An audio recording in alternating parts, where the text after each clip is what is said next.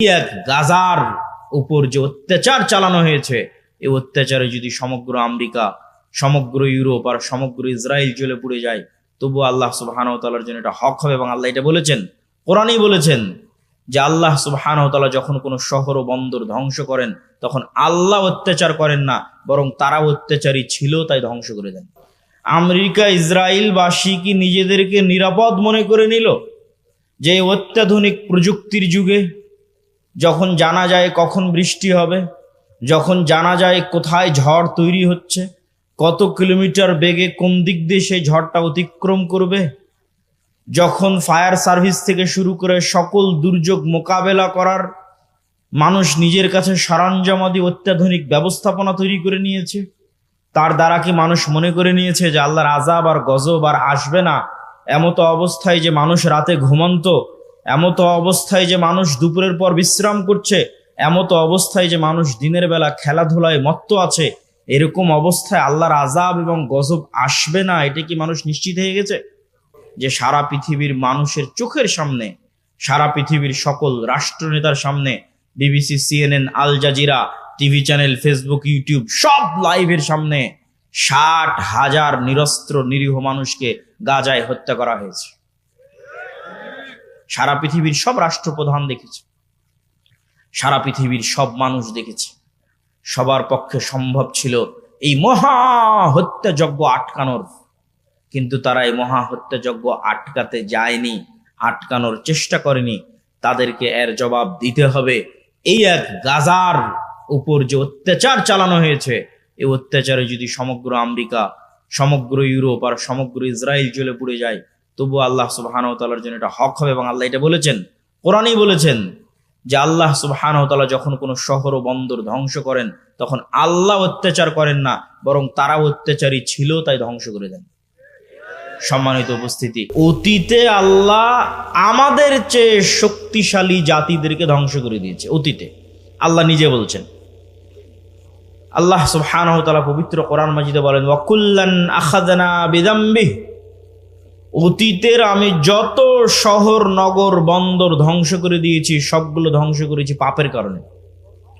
ফামিনহুম মান আখাযাতহুমুস সায়হা, কাউকে ধ্বংস করেছি বিকট আওয়াজে, কাউকে ধ্বংস করেছি প্রচন্ড ঝড় বাতাসে, কাউকে ধ্বংস করেছি ফাখাসাফনা বিহিল আরজ, কাউকে ধ্বংস করেছি মাটিতে ধসিয়ে, কাউকে ধ্বংস করেছি পানিতে ডুবিয়ে। আল্লাহ সুবহানাহু ওয়া তাআলা আরো বলেন যে আমি অতীতে কত শত শহর ও বন্দর ধ্বংস করেছি,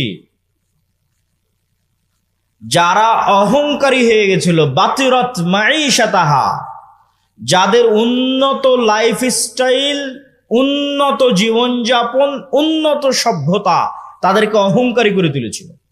তো তাদের ওই উন্নত শহর, উন্নত প্রযুক্তি, উন্নত সভ্যতাকে এমন ভাবে ধ্বংস করে দিয়েছি যে তাদের ওই বসবাস করার জায়গা আর পরবর্তীতে বসবাসের যোগ্যই থাকেনি।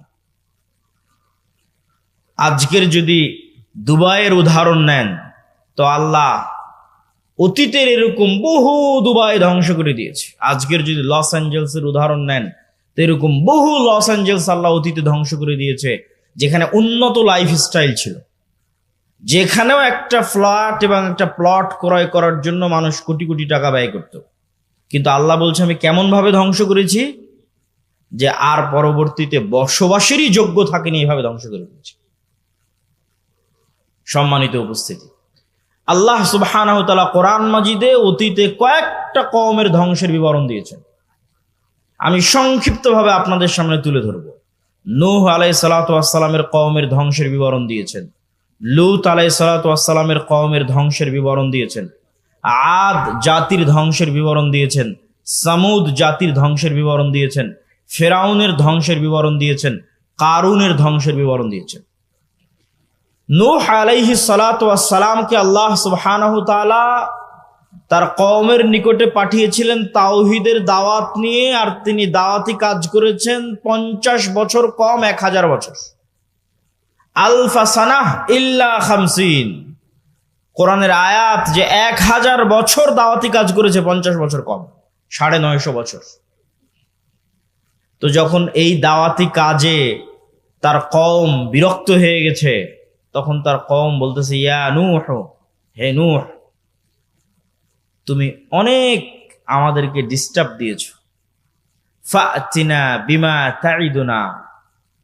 তো এতদিন যে 950 বছর আমাদের ভয় দেখালে যে এটা না করলে আল্লাহর আযাব এবং গজব আসবে, তো আজকে আল্লাহর সে আযাব এবং গজব নিয়ে আসো যদি তুমি সত্যবাদী হও। নাউজুবিল্লাহ।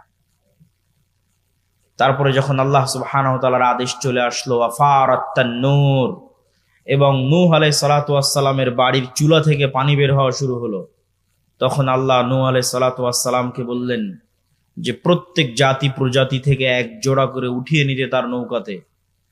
আর কাদেরকে উঠিয়ে নিতে? ওয়ামা আমানা, আর যারা ঈমান আনয়ন করেছে কিন্তু ঈমান আনয়ন করেনি তার সাথে, ওয়ামা আমানা মাআহু ইল্লা কালিল, তার সাথে ঈমান আনয়ন করেছে অতি অল্প সংখ্যক মানুষ। তখন নূহ আলাইহিস সালাতু ওয়াস সালাম তার সন্তানকে বললেন, ইয়া বুনাইয়া আরকাব মা'না ওয়ালা তাকুম মা'আল কাফিরিন, হে আমার বৎস, নৌকায় উঠে যাও, কাফেরদের সঙ্গী হয়েও না। তখন তার সন্তান উত্তরে বলছে, আমি পৃথিবীর সবচেয়ে উঁচু পাহাড়ে আশ্রয় নিব। ইয়াসিমুনি মিনাল মা, যে উঁচু পাহাড় তোমার আল্লাহর গজবের এই পানি থেকে আমাকে আশ্রয় দিবে। নূহ আলাইহিস সালাম বলছেন, লা আসিমাল ইয়াউম, আজকে আল্লাহর আযাব ও গজবের পানি থেকে কেউ আশ্রয় নিতে পারবে না। যদি হিমালয় পাহাড়ের চূড়ায় গিয়ে আশ্রয় নেয়, তো হিমালয় পাহাড়কেও আল্লাহ সুবহানাহু ওয়া তাআলা পানিতে ডুবিয়ে ছাড়বেন, এবং তাই ঘটিয়েছেন আল্লাহ সুবহানাহু ওয়া তাআলা। পানি বাড়তে বাড়তে এমন পর্যায়ে পানি পৌঁছে গেল যে নিচে শুধু পানি, উপরে আসমান, আর কিছু নাই, সব ধ্বংস হয়ে গেছে পৃথিবীতে। তখন আল্লাহ সুবহানাহু ওয়া তাআলা মাটিকে বলছেন, ইয়া আরযু বলঈ, হে মাটি পানি শুষে নাও, আর হে আসমান ক্ষান্ত হও। এবং ধীরে ধীরে পানি কমে গেল, এবং নূহ আলাইহিস সালাতু ওয়াস সালামের নৌকা জুদি নামক পাহাড়ে অবতরণ করল। তো নূহ আলাইহিস সালাতু ওয়াস সালামের কওমের ধ্বংসের বিবরণ তাওরাতে আছে, ইনজিলে আছে, কোরআনে আছে। তো নূহ আলাইহিস সালাতু ওয়াস সালামকে যে ভয়াবহ বন্যা দিয়ে আল্লাহ ধ্বংস করেছেন, আজকের লস অ্যাঞ্জেলসের আগুন তার তুলনায় কিছুই কিছুই কিছুই কিছুই না। তারপরে যদি আসে লূত আলাইহিস সালাতু ওয়াস সালামের কথা, লূত আলাইহিস সালাতু ওয়াস সালামের কওম পৃথিবীতে এমন নিকৃষ্ট গুনাহ করেছিল যা অতীতে পৃথিবীতে আর কেউ কোনোদিন করেনি। আর ওই ভয়ঙ্কর ভয়াবহ গুনাহ থেকে বাঁচানোর জন্য লূত আলাইহিস সালাতু ওয়াস সালাম তার কওমের মাঝে দাওয়াতি কাজ করতেন। তার কওমের উত্তর কি ছিল? তার কওমের উত্তর এটা ছিল যে, তুমি যখন এতই পবিত্র, তা আমাদের সাথে থাকার দরকার নাই, আমরা সব অপবিত্র, তুমি পবিত্র, তুমি আমাদের এলাকা ছেড়ে চলে যাও। এবং যখন তারা লূত আলাইহিস সালাতু ওয়াস সালামকে এইভাবে তাকে উত্তর দিল, তখন আল্লাহ ফেরেশতা পাঠালেন। ফেরেশতা ইব্রাহিম আলাইহিস সালাম হয়ে লূত আলাইহিস সালাতু ওয়াস সালামের নিকটে গেল, সুন্দর সুদর্শন কিশোর এবং যুবকের আকৃতিতে। তখন ওই অঞ্চলের যারা মানুষ, নিকৃষ্ট পশুতুল্য মানুষ, তারা তখন তাদের লোলুপ দৃষ্টি এই ফেরেশতাদের দিকে দিল। লূত আলাইহিস সালাম তখনও জানতেন না তারা ফেরেশতা। তখন লূত আলাইহিস সালাতু ওয়াস সালাম ভয় পেয়ে গেলেন। আলাইসা মিনকুম রাজুলুর রাশীদ, তোমাদের মধ্যে কি একজনও পবিত্র মানুষ নাই? এবং তিনি আফসোস করে বললেন যে, আমি আশ্রয় গ্রহণ করছি ইলা রুকনিন শাদীদ, তথা আল্লাহর নিকটে আশ্রয় প্রার্থনা করতেছেন। আল্লাহর আশ্রয় ছাড়া আমার বাঁচার জায়গা নাই। আজকে তোমরা আমার মেহমানদের সামনে আমার মেহমানকে তোমরা আজকে অপমান করবা। তখন এবার মেহমানেরা উত্তর দিয়ে বলছে, ইন্না রাসূলু রাব্বিক। লূত আলাইহিস সালাতু ওয়াস সালাম, ভয় পাওয়ার কিছু নাই, আমরা আল্লাহর পক্ষ থেকে পাঠানো ফেরেশতা। আপনি এক্ষুনি এই মুহূর্তে শহর ত্যাগ করেন। ওয়ালা ইয়ালতাফিত, পিছনে ফিরে তাকাবেন না। তাদের লাস্ট টার্গেট হচ্ছে মাউইদুহুমুস সুবহ, সকাল, সকালে ধ্বংস হয়ে যাবে। আলাইসা সুবহু করিব, সকাল কি অতি নিকটে নয়? সকাল হওয়ার আগে শহর ত্যাগ করেন, পিছনে ফিরে তাকাবেন না, স্ত্রীকে সাথে নেবেন না, সেও তাদের অন্তর্ভুক্ত হবে, আযাবের অন্তর্ভুক্ত হবে। এবার আল্লাহ বলছে, জাআলনা আলিয়াহা সাফিলাহা, ওই শহরকে আমি কি করলাম জানো? ওই শহরকে এইভাবে উল্টিয়ে দিলাম। তার উপর অংশ করে দিলাম নিচে, নিচের অংশ করে দিলাম উপরে। ওয়া আরসালনা আলাইহিম হিজারাতাম মিন সিজিল, আর তাদের উপর পাঠাতে থাকলাম আসমান থেকে আগুনের পাথর বৃষ্টি। আগুনের পাথর বৃষ্টি আসমান থেকে পাঠাতে থাকলাম, শহরকে উল্টিয়ে দিলাম। তো এই যে ভয়ঙ্কর ভয়াবহ গজব আল্লাহ নাজিল করলেন, তার তুলনায় এই লস এঞ্জেলসের আগুন কিছুই নয়। এবার 3, আদ জাতি। আর আমি আদ জাতির নিকটে পাঠিয়েছি আখাহুম হুদ, তাদের ভাই হুদকে। আমি আদ জাতির নিকটে পাঠিয়েছি হুদ আলাইহিস সালাতু ওয়াস সালামকে। আর এই প্রত্যেক নবীর দাওয়াত কমন ছিল, ইয়া কওমি ইবুদুল্লাহ, হে আমার কওম, আল্লাহর ইবাদত করো, আল্লাহ ব্যতীত ইবাদতের যোগ্য কেউ নাই। তো আদ জাতি কি উত্তর দিল? আদ জাতিকেও হুদ আলাইহিস সালাতু ওয়াস সালাম বলেছিলেন আল্লাহর ইবাদত না করলে আল্লাহর গজব আসবে। তখন আদ জাতি উত্তরে বলেছিল, মান আশাদ্দু মিন্না কুওয়া, হুদ তুমি আমাদেরকে আল্লাহর আযাবের গজবের ভয় দেখাও। তুমি বলো তো এই পৃথিবীতে আমাদের চেয়ে কেউ শক্তিশালী আছে? আমাদের চাইতে এই পৃথিবীতে কেউ কি শক্তিশালী আছে যে তুমি আমাদেরকে গজবের ভয় দেখাও, আযাবের ভয় দেখাও? তো মজাকের কথা যে আদ জাতির উপর গজব আসবে। যেমন আমাদের কাছে মজাক মনে হতে পারে আজকের পৃথিবীর সবচেয়ে শক্তিশালী রাষ্ট্র ইসরায়েল, সবচেয়ে শক্তিশালী রাষ্ট্র আমেরিকা, তাদের উপর আবার কি আসতে পারে আর তাদেরকে কে আবার ক্ষতিগ্রস্ত করতে পারে? ঠিক যেভাবে আদ জাতি বলেছিল মান আশাদ্দু মিন্না কুওয়া। তখন আল্লাহ বলেছিলেন আওয়ালাম ইয়ারাও, তারা কি জানে না আন্নাল্লাহাল্লাযী খালাকাহুম, যে তারা যতই শক্তিশালী হোক, যতই উন্নত সভ্যতার হোক, তার শক্তি বাড়তে বাড়তে বাড়তে বাড়তে পৃথিবীর মানুষের শক্তি সভ্যতার যদি শেষ সীমায় পৌঁছে যায়, তবুও লাস্ট রেজাল্ট হচ্ছে আল্লাহ তাদের সৃষ্টিকর্তা আর ওরা সৃষ্টিজীব। তো শক্তি কার বেশি হবে? সৃষ্টিকর্তার বেশি হবে। এটাই যুক্তির কথা, এটাই লজিকের কথা। তো আমেরিকা ইসরায়েলের শক্তি যতই বেশি হোক, আল্লাহ সুবহানাহু ওয়া তাআলা আমেরিকা এবং ইসরায়েলের যদি সৃষ্টিকর্তা হন, তাহলে দিন শেষে শক্তি কার বেশি? আল্লাহর বেশি। তখন আদ জাতিকে আল্লাহ সুবহানাহু ওয়া তাআলা ধ্বংস করলেন বিরিহিন সরসরিন আতিয়াহ, প্রচন্ড ঝড়ো বাতাস এবং প্রচন্ড ঠান্ডা, প্রচন্ড ঝড়ো বাতাস এবং প্রচন্ড ঠান্ডা। আর এই প্রচন্ড ঝড়ো বাতাস আর প্রচন্ড ঠান্ডা বাতাস চলল 1 সপ্তাহ ব্যাপী। এবং এই 1 সপ্তাহ ব্যাপী প্রচন্ড ঝড়ো বাতাসে তারা হয়ে গেল গোড়া কাটা খেজুর গাছের ন্যায়। যারা বলেছিল তারা পৃথিবীর সবচেয়ে শক্তিশালী, তৎকালীন যুগের সবচেয়ে উন্নত, সবচেয়ে সভ্য নগরীকে আল্লাহ সুবহানাহু ওয়া তাআলা ধ্বংস করে দিলেন। এবার আসি সামুদ জাতির কথা। সামুদ জাতির নিকটে আল্লাহ পাঠিয়েছিলেন তাদের ভাই সালেহকে। সালেহ আলাইহিস সালাতু ওয়াস সালাম একই কথা তার কওমকে বললেন, আর তার কওমকে আল্লাহর নিদর্শন হিসেবে পেশ করলেন নাকাতুল্লাহ, আল্লাহর উটনি। এই আল্লাহর উটনি আল্লাহর জমিনে চলবে, তোমরা একে ক্ষতি করার চেষ্টা করিও না, ক্ষতি করলে আল্লাহর গজব আসবে। ওয়ালাহা শিরবুম মালুম, 6 দিন তোমাদের জন্য কুয়ায় পানি পানের, একদিন আল্লাহর উটনির জন্য।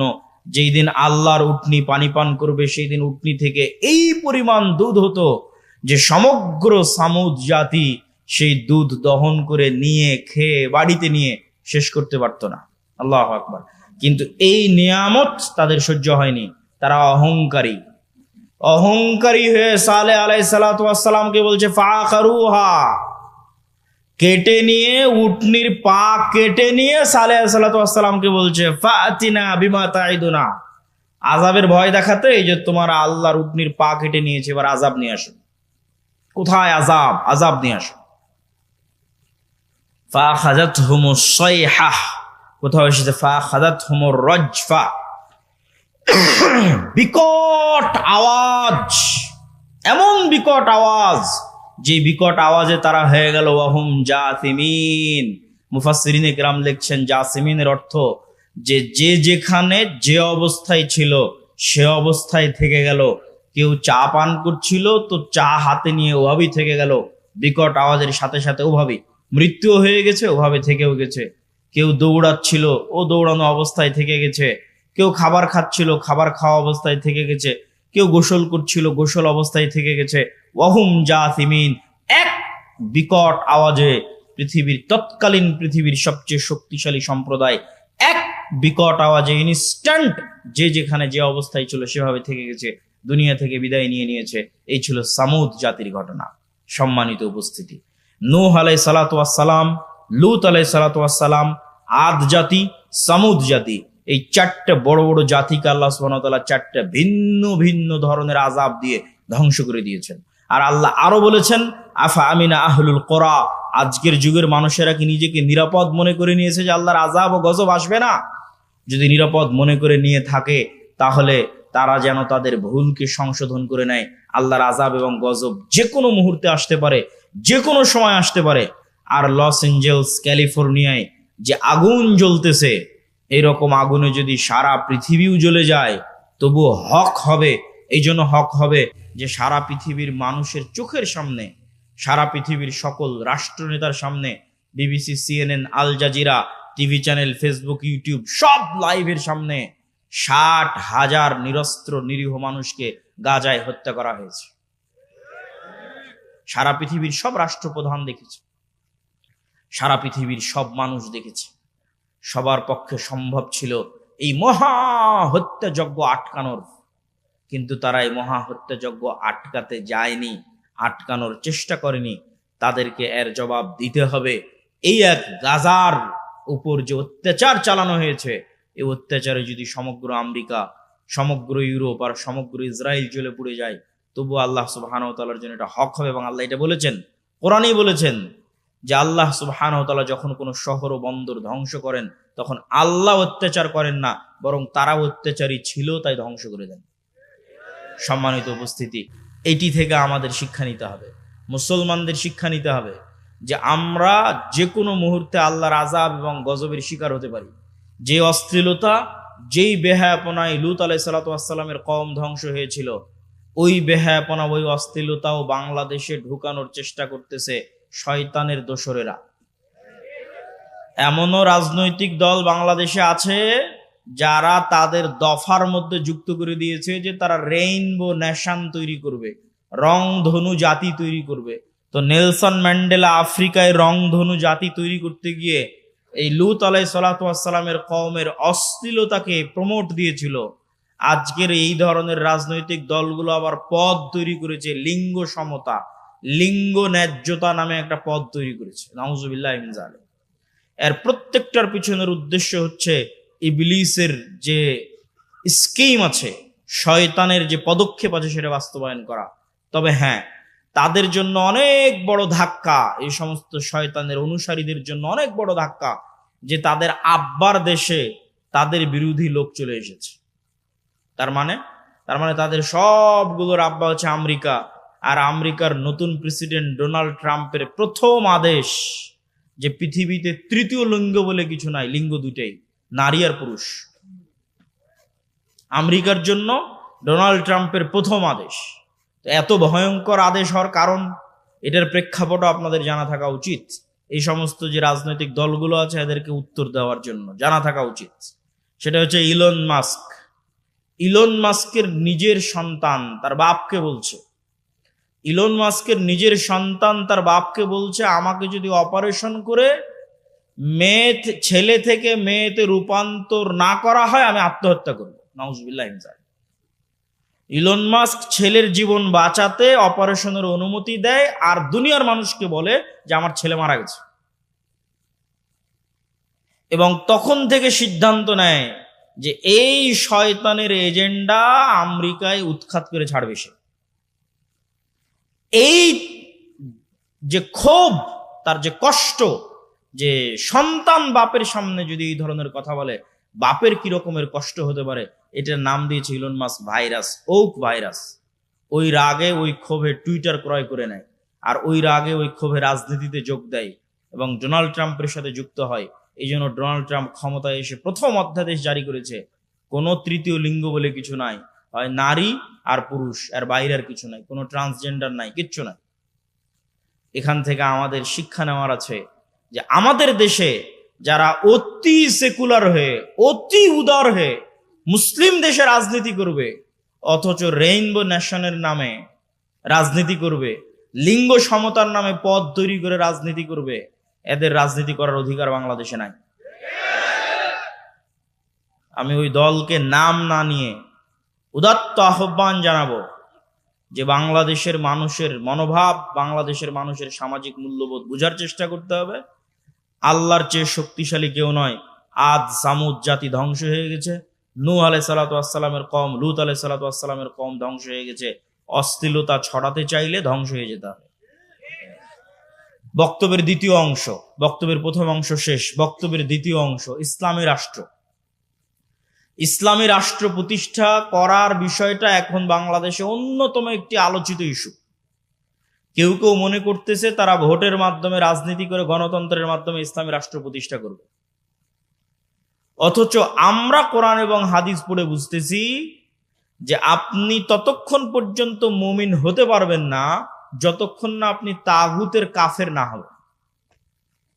আপনি ততক্ষণ মুমিন হতে পারবেন না যতক্ষণ না আপনি নিজেকে কাফের বলে ঘোষণা করবেন যে আমি তাগুতের কাফের। কে ঘোষণা করেছিল? ইব্রাহিম আলাইহিস সালাম ঘোষণা করেছিল, কাফারনা বিকুম, তোমাদের কাফের, তোমাদের মূর্তির কাফের।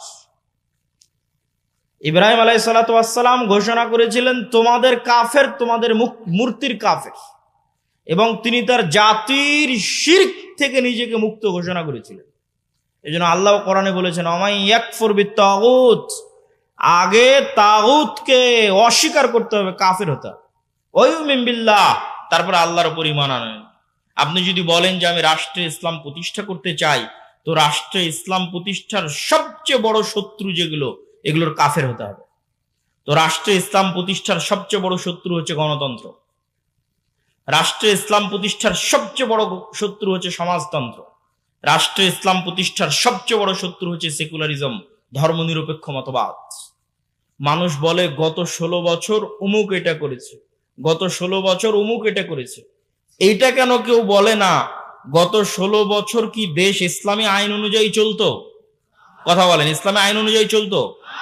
গত 16 বছর দেশ চলতো গণতান্ত্রিক নিয়ম অনুযায়ী, তাই নয় কি?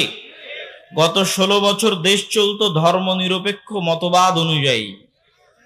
তাহলে গত 16 বছরে আয়নাঘর কোনো ব্যক্তি তৈরি করেনি, গণতন্ত্র নিজে তৈরি করেছে। গত 16 বছর হাজারো লক্ষ মানুষকে গুম কোনো ব্যক্তি করেনি, ধর্মনিরপেক্ষ মতবাদ নিজে খুন এবং গুম করেছে। কিন্তু এইটা মুসলমানদের বুঝতে দেওয়া হয় না। মুসলমানদের সামনে একটা মূলা ঝুলিয়ে দেওয়া হয়, যখনই সিস্টেম কাজ করে না তখন ওই সিস্টেমের যে প্রধান থাকে ওর উপর রাগ উঠিয়ে দেওয়া হয়। তারপরে প্রধান যখন সরে যায় রাগ শেষ, সিস্টেম তো ওটাই আছে। আপনাকে বুঝতে হবে যে গুণ, খুম, আয়নাঘর সিস্টেম তৈরি করেছে, গণতান্ত্রিক সিস্টেম তৈরি করেছে, সেকুলার সিস্টেম তৈরি করেছে। এই সিস্টেম যদি থাকে জুলুম থাকবে, এই সিস্টেম যদি থাকে অন্যায় অবিচার থাকবেই থাকবে। ব্যক্তির সাথে অন্যায় অবিচার সম্পৃক্ত নয়, সিস্টেমের সাথে অন্যায় অবিচার সম্পৃক্ত। আমরা শুধু নামে স্বাধীন হয়েছি, কিন্তু নিয়ম কানুন, শিক্ষা ব্যবস্থা, আইন, আদালত সবকিছু ব্রিটিশদের রেখে যাওয়া। ওই সিস্টেমেই চলতেছে। ব্রিটিশ আর্মিতে যে আইন ছিল ওই আইন পাকিস্তান আর্মিতে, পাকিস্তান আর্মিতে ওই আইন ইন্ডিয়ান আর্মিতে, ইন্ডিয়ান আর্মির আইন পাকিস্তান আর্মিতে, পাকিস্তান আর্মির আইন বাংলাদেশ আর্মিতে, সব জায়গায় ব্রিটিশ আইন চলতেছে। সম্মানিত উপস্থিতি, তাহলে আপনি যতক্ষণ ওই সিস্টেমের কাফের না হবেন ততক্ষণ আপনি ইসলামকে রাষ্ট্র ক্ষমতায় প্রতিষ্ঠা করবেন। এটা অলীক স্বপ্ন, এটা অলীক কল্পনা যে সেকুলারিজমের মধ্যে দিয়ে ইসলাম রাষ্ট্র ক্ষমতায় প্রতিষ্ঠিত হবে। বিকৃত ইসলাম প্রতিষ্ঠিত হতে পারে, কম্প্রোমাইজড ইসলাম প্রতিষ্ঠিত হতে পারে, অবিকৃত শক্তিশালী ইসলাম কখনো এই সমস্ত তন্ত্রমন্ত্র দিয়ে প্রতিষ্ঠিত হবে না, যে তন্ত্রমন্ত্রকে তৈরি করা হয়েছে ইসলাম যেন রাষ্ট্র ক্ষমতায় যেতে না পারে তার জন্য। 2 নাম্বার, রাষ্ট্র ক্ষমতায় ইসলাম প্রতিষ্ঠা করার কি আমরা মুসলমানেরা যোগ্য? এইটার উত্তর আপনাকে দিতে হবে।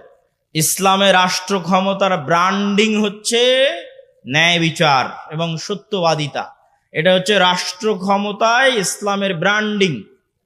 মুহাম্মদ বিন কাসেম যখন সিন্ধুতে অভিযান করে, তারেক বিন জিয়াদ যখন স্পেনে অভিযান করে, ইতিহাস ঘেটে দেখেন যে সিন্ধুতে অভিযান করেছে ইসলাম প্রচারের জন্য না অন্যায় দূর করার জন্য? স্পেনে অভিযান করেছে, সিন্ধুতে অভিযান করেছে ইসলাম প্রচারের জন্য না অন্যায় দূর করার জন্য?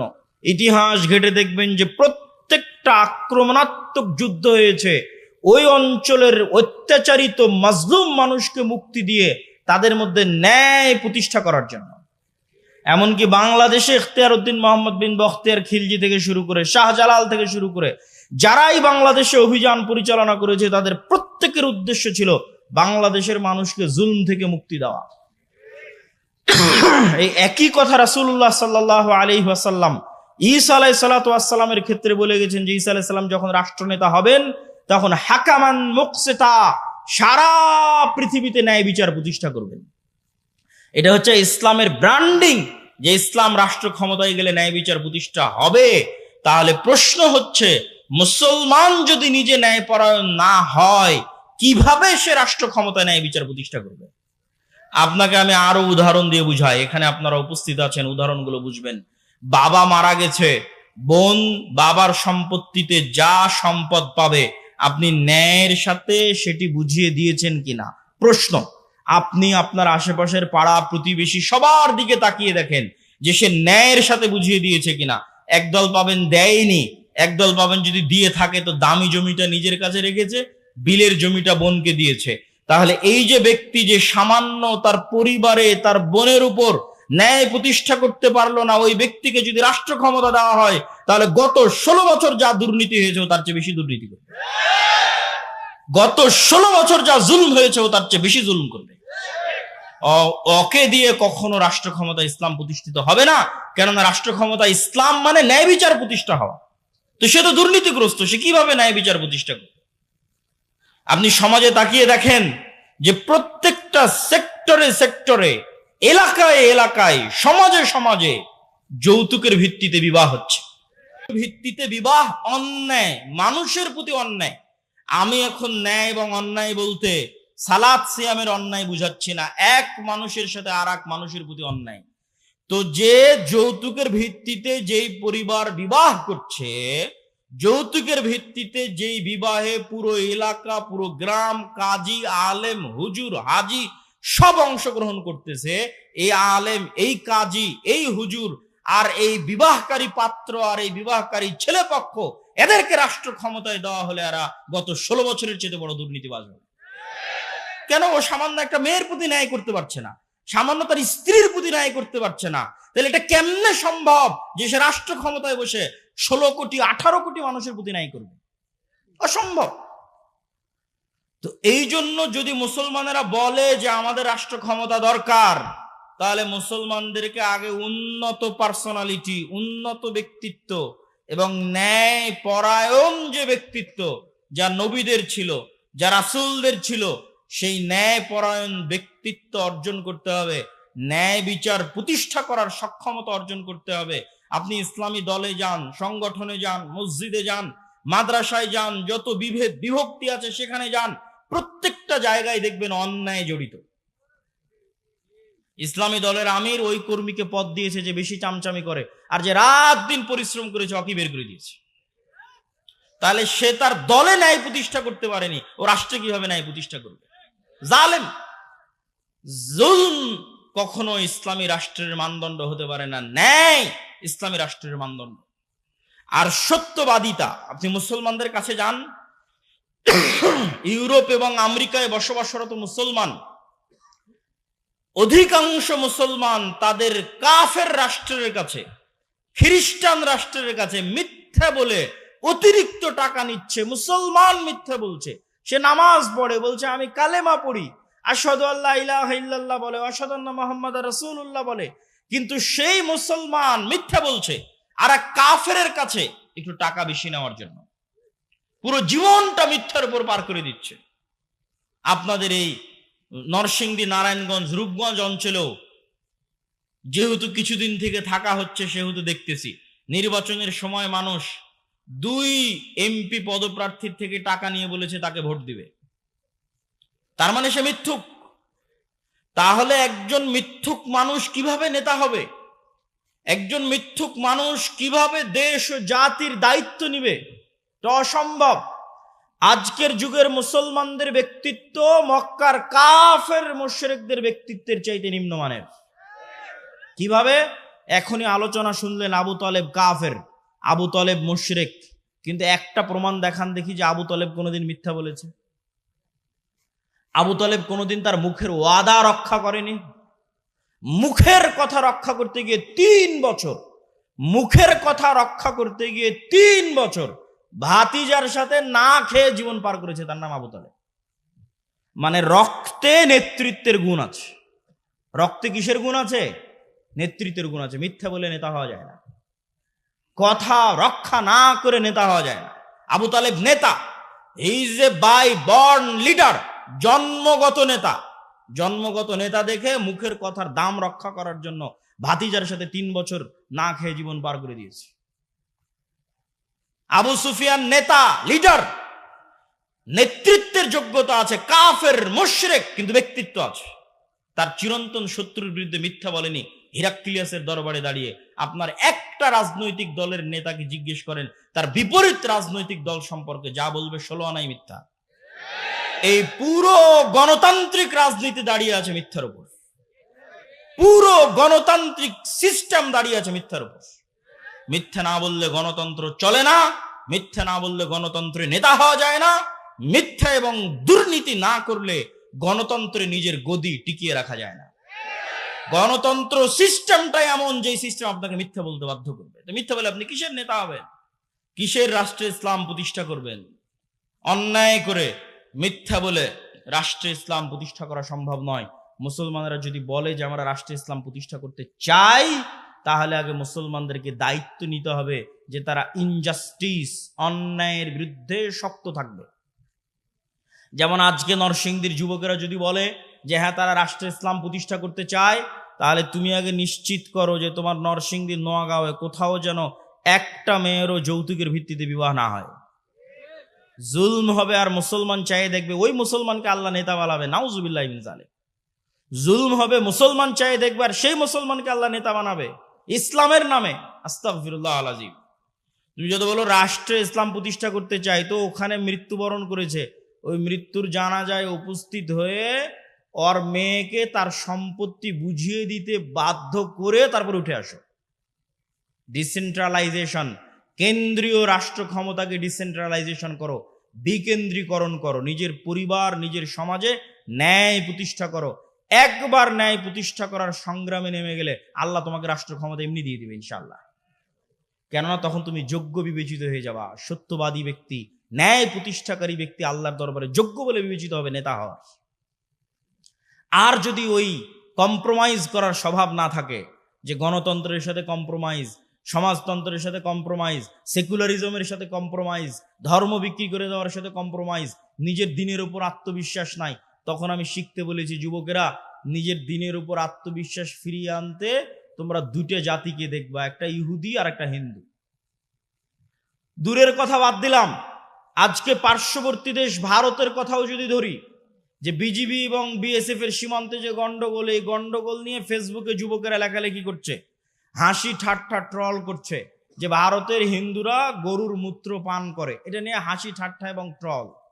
তো আমার কথা হচ্ছে, ভারতের ওই হিন্দু যে গরুর মূত্র পান করে, আর গরুর মূত্র পান করা একটা ভ্রান্ত কাজ হলেও এই ভ্রান্ত কাজের উপর ওর বিশ্বাস কত অটল, ওর বিশ্বাস কত অবিচল, যে একটা ভ্রান্ত কাজকে রাষ্ট্রে পর্যন্ত প্রতিষ্ঠিত করেছে। আর তুমি কত বড় মরদ, কত বড় সাহসী, যে তোমার নবীর সুন্নাত না তোমার জীবনে, না তোমার বাড়িতে, না তোমার পরিবারে, না তোমার রাষ্ট্রে। তো তুমি কিসের সাহসী, কিসের বীর পুরুষ? বীর পুরুষ সেই যে তার নিজের দিনের উপর অটল। ইহুদিদেরকে দেখে আসো যে তার দিনের কোনো একটা বিষয়ে ছাড় দেয় কিনা। সারা পৃথিবীতে সুদী অর্থনীতির গুরু তারা, অথচ নিজেরা কোনোদিন সুদ নেয় না, নিজেরা কোনোদিন সুদী লেনদেন করে না। কেন? তারা জানে সুদ মানুষকে গোলাম বানায়, সুদ মানুষকে কৃতদাস বানায়। আল্লাহর নবী নিজে সুদ মানুষকে যে গোলাম বানায়, কৃতদাস বানায়, তার দলিল দিয়ে গেছে। আপনি বলবেন কিভাবে, কোথায় দলিল? জি আমি দলিল দেখাচ্ছি। তার আগে বলে নেই, বাংলাদেশের মুসলমানদের সমাজগুলোতে যদি যাবেন তাহলে এনজিও আর ক্ষুদ্র ঋণে পরিপূর্ণ। তাহলে এই যে এনজিওর মাধ্যমে কিস্তির ভিত্তিতে ক্ষুদ্র ঋণে যুক্ত হয়ে গেছে, ও গোলাম হয়ে গেছে। ও জীবনে কোনোদিন আর নেতা হতে পারবে না, কোনো দিন না। কিভাবে গোলাম হয়ে গেছে? রাসূলুল্লাহ সাল্লাল্লাহু আলাইহি ওয়াসাল্লাম যখনই দোয়া করতেন, আল্লাহর কাছে পরিত্রাণ চাইতেন কর্জ থেকে, আল্লাহুম্মা ইন্নী আউযু বিকা মিনাল মা'সামি ওয়াল মাগরাম, আল্লাহ কর্জ থেকে পরিত্রাণ চাই। আল্লাহর নবীকে জিজ্ঞেস করা হলো, কেন কর্জ থেকে পরিত্রাণ চান এত?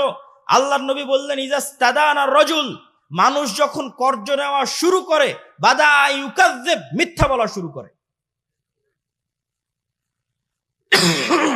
আল্লাহর নবী বললেন, যখনই কর্জ নেওয়া শুরু করে, মিথ্যা বলা শুরু করে, 1 টাকা 10 টাকা 15 টাকা 20 টাকা কর্জ নিয়েছে, পরের দিন টাকা চাইতে যাবে, মিথ্যা বলবে। মিথ্যা বলবে না? মিথ্যা বলবে।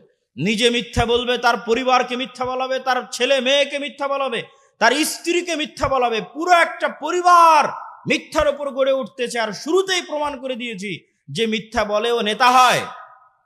আবু তালেব মিথ্যা বলতো, আবু সুফিয়ান মিথ্যা বলতো, কাফের মুশরিক অবস্থায় মিথ্যা বলেনি। নেতা, তার নাম নেতা। যে মিথ্যা বলে সে কোশ্চিন কালো নেতা হতে পারে না, আল্লাহ কখনো তাকে নেতা বানাবে না। তাহলে কর্জ নেওয়া মানে মিথ্যা বলা শুরু। পুরো একটা পরিবার যখন মিথ্যার উপর চলে, তখন ওই পরিবার থেকে কোশ্চেন কালো না তারেক বিন জিয়াদের জন্ম হবে, না ওমর ইবনুল খাত্তাবের জন্ম হবে, না মোহাম্মদ বিন কাসিমের জন্ম হবে, নেতার জন্ম হবে না, গোলামের জন্ম হবে, কৃতদাসের জন্ম হবে। সম্মানিত উপস্থিতি, এই জন্য যুবকদেরকে শক্ত হতে হবে, নিজের দিনের উপর কট্টর, নিজের দিনের উপর সেলফ কনফিডেন্ট, আত্মবিশ্বাসী হতে হবে। এবং আত্মবিশ্বাসী হয়ে সমাজ থেকে, পরিবার থেকে যত অন্যায় অনাচার অবিচার আছে, এই অন্যায় অনাচার অবিচারের বিরুদ্ধে আন্দোলন গড়ে তুলতে হবে। এই আন্দোলন করেছিল তিতুমির, এই আন্দোলন করেছিল হাজী শরীয়তুল্লাহ, এই আন্দোলন করেছিল সৈয়দ আহমদ ব্রেলভি, এই আন্দোলন করেছিল শাহ ইসমাইল শহীদ। অন্যায়ের বিরুদ্ধে আন্দোলন করেন, অন্যায়ের বিরুদ্ধে আন্দোলন আপনাকে রাষ্ট্র ক্ষমতায় পৌঁছে দিবে। আল্লাহ সুবহানাহু ওয়া তাআলা কবুল করুক, আল্লাহুম্মা আমিন। বক্তব্যের শেষ পয়েন্ট হচ্ছে দীর্ঘমেয়াদী পরিকল্পনা। সংক্ষিপ্ত 5 বছর 2 বছর হুজুগে পরিকল্পনা, রিয়্যাক্ট করা, এটা দিয়ে কোশ্চেন কালো আপনি রাষ্ট্র ক্ষমতায় যেতে পারবেন না। মুসলমানদের সবচেয়ে বড় সমস্যা হচ্ছে তারা রিয়্যাক্ট করে, তারা অ্যাক্ট করা জানে না। রিয়্যাক্ট কি আর অ্যাক্ট কি আপনাকে বুঝাই। রিয়্যাক্ট আর অ্যাক্ট হচ্ছে আপনি খাচ্ছেন, দাচ্ছেন, ঘুরছেন, ফিরছেন, আড্ডা দিচ্ছেন, হঠাৎ করে শুনলেন বাংলাদেশের রাষ্ট্রের সংবিধানে ইসলাম নাই। হঠাৎ করে একদিন শুনলেন, শোনা মাত্র রাস্তায় ঝাঁপিয়ে পড়ে বললেন লিল্লাহি তাকবীর, আল্লাহু আকবার। এটার নাম রিয়্যাক্ট। আর অ্যাক্ট কি? যে ওই রাষ্ট্র থেকে ইসলাম সরিয়েছে, ও 50 বছর থেকে প্ল্যান করছে কবে সরাবে। 50 বছর থেকে প্ল্যান করছে। আপনার প্ল্যান কয়দিনের?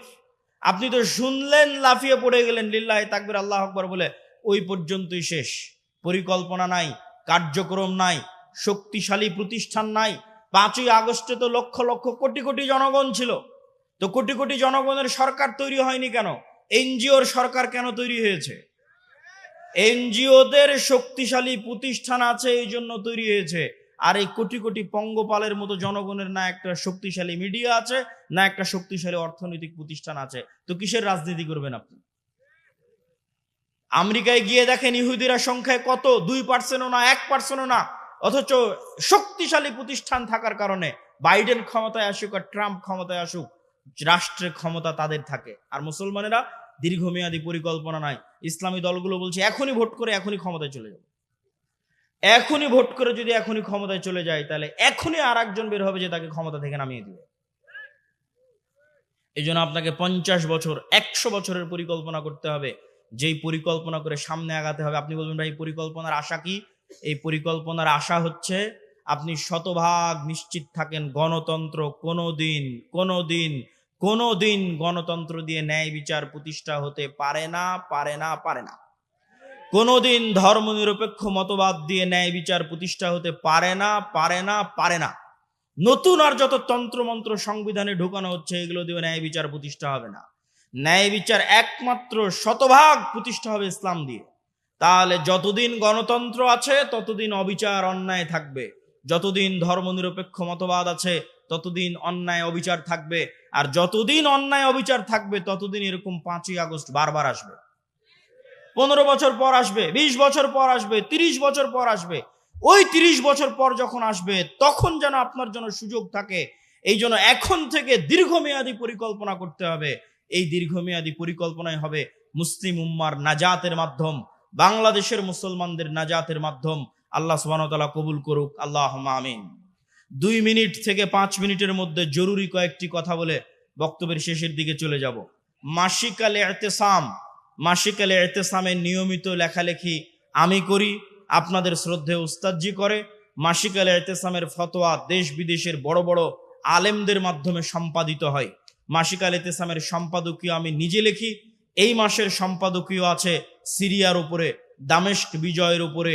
মাসিক আল ইতিসাম পড়ার চেষ্টা করবেন।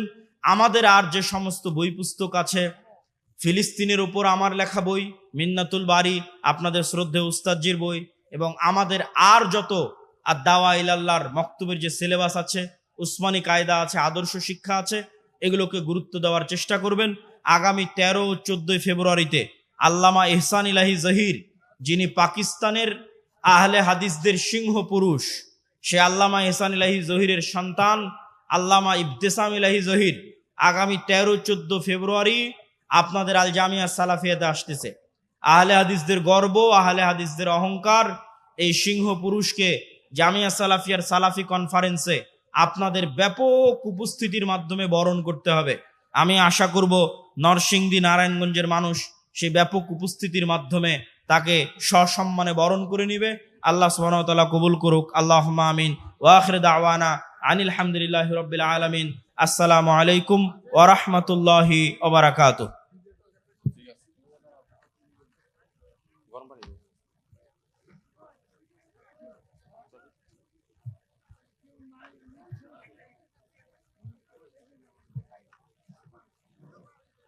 মাশাআল্লাহ, আমাদের আব্দুল্লাহ ভাই আমাদের মাঝে অত্যন্ত চমৎকার গুরুত্বপূর্ণ আলোচনা পেশ করেছেন।